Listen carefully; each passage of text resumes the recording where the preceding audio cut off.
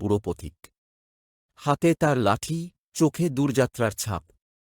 পথিক কণ্ঠ খসখসে, আমি এসেছি এক রহস্যময় রাজ্যের কথা জানাতে, নীলচাঁদের রাজ্য, যার আলোয় লুকিয়ে আছে অদ্ভুত শক্তি। সত্যি এমন কিছু আছে? যাক, চলো না আমরা খুঁজে বের করি এটা। রাতে, যখন সবার চোখে ঘুম, তখন রাজপ্রাসাদের ছাদে দাঁড়িয়ে ইলা ডাক দিল আরিয়ানকে। আরিয়ান, এখনই সময়। আমরা দেরি করলে চাঁদ ডুবে যাবে।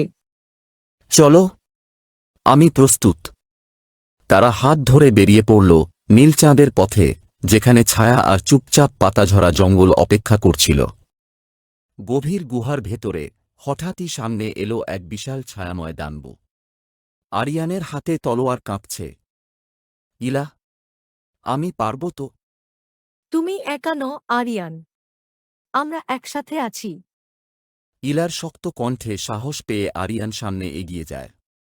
গুহার দেয়ালে ক্রিস্টালগুলো যেন আলো ছড়িয়ে দেয় সাহসের মতো। পথ শেষে তারা এসে পৌঁছায় এক জাদুময় উপত্যকায়, আকাশে নীলচাঁদ আর পাথরে লেখা রহস্যময় বার্তা।